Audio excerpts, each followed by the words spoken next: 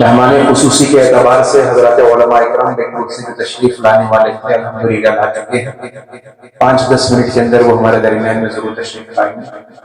तो इससे कबल कि हमारा जो रुआत है अपने इजलास का कि हम शुरू करें हमारे इस मजलिस को तिलावत कलाम पाक के जरिए से, इसके लिए मैं हमारे अपने इस इलाके के हाफिज व कारी जाबिर साहब माहदी दामत बरकातुहुम को मैं दावत देता हूँ कि वो आए तिलावत कलाम पाक के जरिए अपने इस मजलिस का आगाज।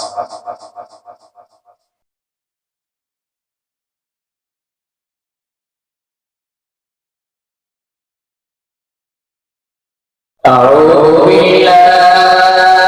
من الشيطان الرجيم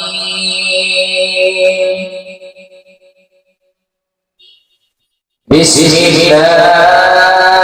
الرحمن الرحيم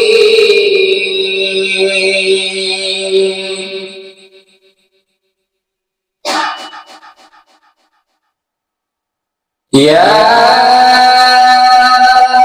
أيها الذين آمنوا لا تكونوا كالذين موسى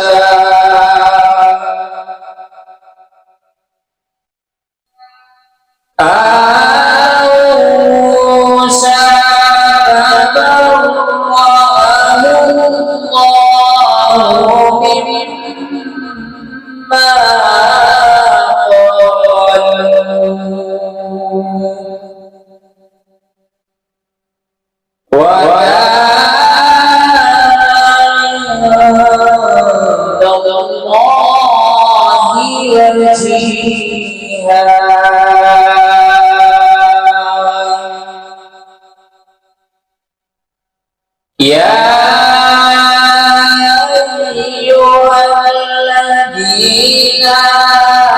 آمنوا اتقوا الله وقولوا قولا سديدا يصلح لكم أعمالكم ويغفر لكم ذنوبكم ومن يطع الله ورسوله فقد فاز فوزا عظيما صدق الله العظيم मैं हूँ सैयद मुनीर सुन मेरे रब ये दुआ मैं हूँ सैयद मुनीर